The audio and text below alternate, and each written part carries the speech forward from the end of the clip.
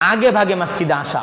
আল্লাহ রসুল বলছেন, যে ব্যক্তি জুমার দিন উত্তমভাবে গোসল করে মসজিদে সর্বপ্রথম ঢুকবে, আল্লাহ সুবহানাহু ওয়া তাআলা তার আমলনামায় একটা উট কুরবানি নেকি দিবেন, এবং তারপরে যে ঢুকবে তার আমলনামায় একটা গরু কুরবানির নেকি দেওয়া হবে, এবং তারপরে যে ঢুকবে তার আমলনামায় একটা ছাগল বা দুম্বা বা ভেড়া কুরবানির নেকি দেওয়া হবে।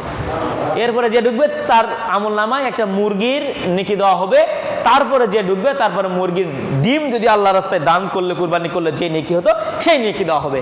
সুবহানাল্লাহ। এরপরে আর নাই, এরপরে আর নেই।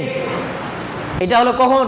মিম্বারে ইমাম সাহেব, খতিব সাহেব মিম্বারে ওঠার আগে। খতিব সাহেব মিম্বারে ওঠার আগে আসতে হবে।